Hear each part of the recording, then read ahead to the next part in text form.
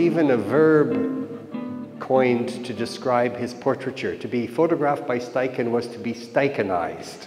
He brought to fashion photography something that was missing, and that was a modern eye.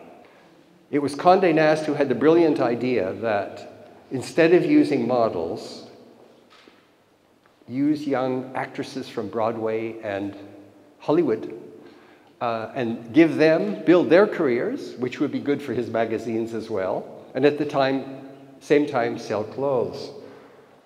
This is a Steichen photograph from 1940. I'll keep it out here. And this is a Chanel ad from last week.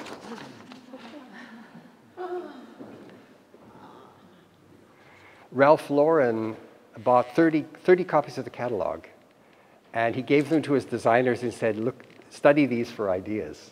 One trick with good photographs is turning them upside down. If you take this one, for example, if you look at it upside down, you see the structure better. So a lot of photographers with the big cameras liked this. It leads to abstraction. You suddenly notice the smaller shapes here, the importance of them in this game of triangles, that you don't really notice when you simply look at the photograph like this, because we're so taken by the face. Huh? We're taken right in by the face. And look at the dress here. He has made sure that when he takes it, this is perfectly perpendicular. This wouldn't what happened when she moved. This wouldn't happen when she moved. It would move. But he has lined it up purposely with the fingers on each side, perfectly symmetrical. Everything is perfectly symmetrical. This little twist here is smart. See, if she was standing like this, there'd be no elegance to the picture, and it would be dead. But it's this little twist at the bottom of the photograph that gives it that torque.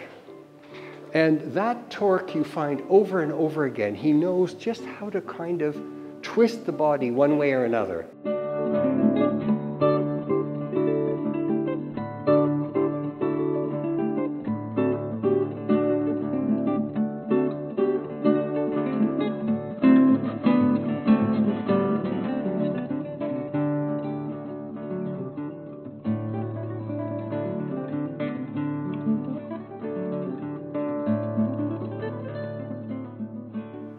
In meinem Fall könnte man sagen, dass es mir um die Kritik am Bild generell geht. Also es ist eine Frage nach dem Bild und wie kommuniziert das Bild mit dem Betrachter. Für mich ist es einfacher oder ist es eigentlich nur möglich, Bilder zu verarbeiten, die vorher einen Zweck hatten, der für eine breite Öffentlichkeit gedacht war. Es gibt hier einige Bilder, die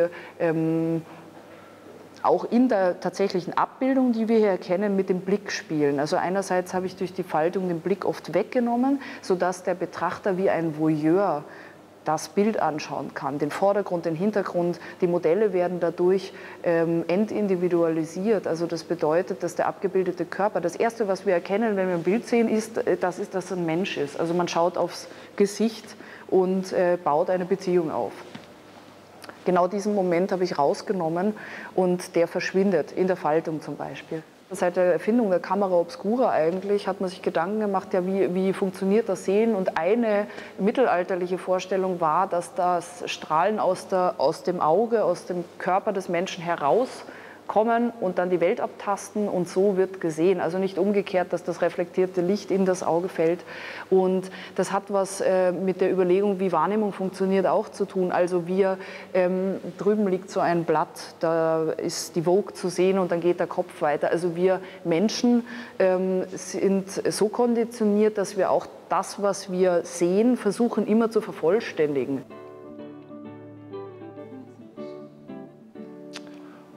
Mounting the exhibition, it's true that it's not the same thing as putting images on a page. And we decided that we were not doing a show about a magazine, we were doing a show about a photographer. It naturally, doing a big show about the life of Edward Steichen led to this exhibition a bit unexpectedly, because as you know, the period he spent at Condé Nast was 15 years.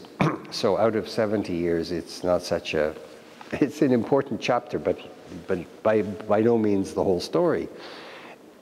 And I went to Condé Nast in New York, and I remember calling up Todd and saying, listen, I can't do this.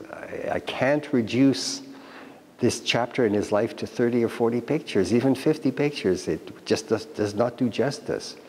And Todd said, well, but we have no choice. And I said, yes, we do. Let's do a separate show. And this is what he did. We never crop the photographs the way they were often cropped in the magazine. We show the complete frame as he made it. So we're giving you the closest look at what he did, and you can decide yourself as a reader what you want to make of it. One of the great thrills about an exhibition like this is knowing that there are younger people, young photographers, or people, maybe young people that aren't even yet photographers, who walk through here and something remains in the mind.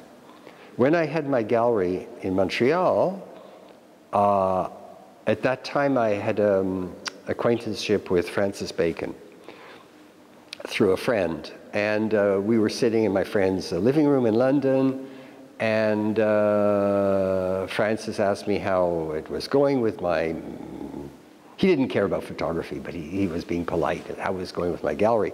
I said, well, what depressed me was I thought the whole population of Montreal would come to every show, you know.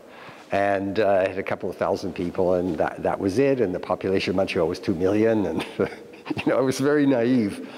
And he said, no, none of that's important. All you have to do is touch one person. And I thought that was very inspiring. I've never forgotten that, and I feel that very strongly today.